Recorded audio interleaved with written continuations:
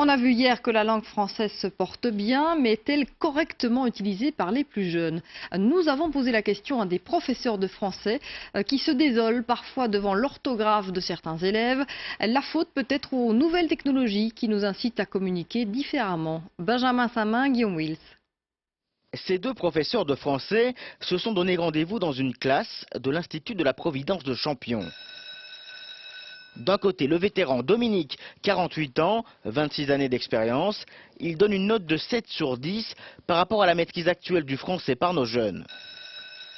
De l'autre, Elodie, poids plume, 26 ans, 3 années d'expérience et une note de 7,5.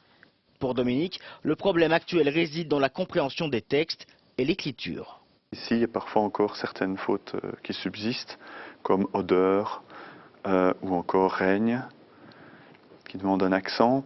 Dans sa carrière, Dominique a observé une baisse des exigences qui a eu des conséquences très concrètes. Et je pense que le niveau est moins élevé en français maintenant qu'il y a 5 à 10 ans. Je crois que les tests sont plus faciles. Donc il ne faut pas trop se réjouir s'il y a 97% d'élèves ou je ne sais pas combien qui réussissent. Il faut voir ce qu'on leur demande maintenant par rapport à il y a 5-10 ans. C'est dans la salle des professeurs que nous retrouvons Elodie.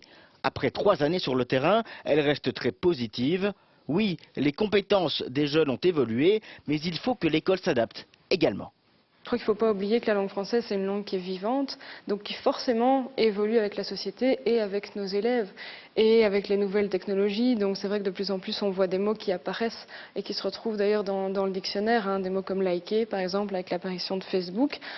Ben voilà, parfois le français c'est aussi ça, c'est évoluer. Alors en tant que professeur, on essaie quand même de les remettre, on va dire, dans le droit chemin.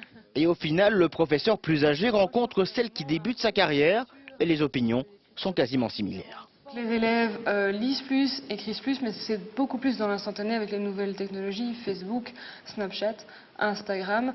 L'objectif de ces deux professeurs est clair, que les élèves retrouvent un niveau de base indispensable, quitte à le faire évoluer ensuite dans son temps.